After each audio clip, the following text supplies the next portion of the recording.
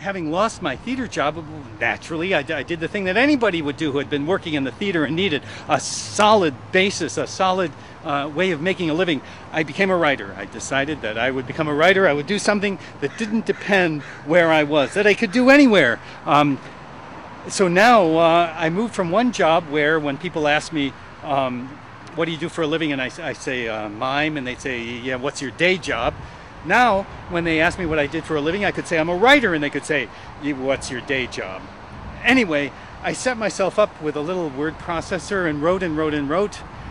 I had been told that the genre markets were the easiest ones to break into. So I wrote about a story every 10 days. Science fiction, I decided, was going to be my baby.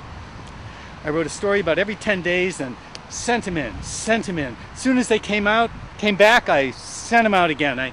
I took all my rejection slips and I slapped them onto a big roll of butcher paper. I collected hundreds of them in no time at all. I got rejection slips from some of the best periodicals in the world. This is what you're looking at. This is what is talking to you now. Somebody who has gotten rejection slips from the New Yorker, from Playboy, from every place that means anything in the world.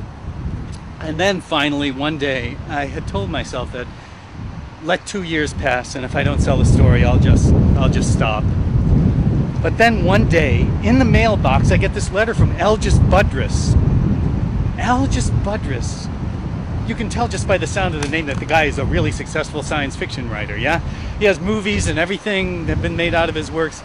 He had a magazine for a while called Tomorrow. It lasted through about 12 issues.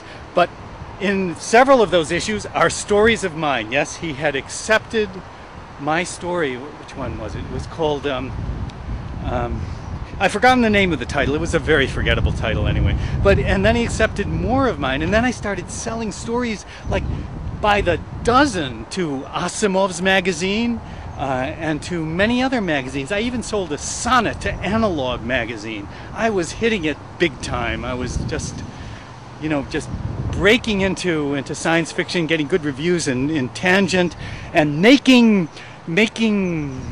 a buck or two, you know what I mean? Just here and there. It doesn't pay a whole lot, like a nickel a word. So that's how I became a science fiction writer, by manically writing until people got so fed up with me, they had to publish my stuff just to keep me from submitting so often.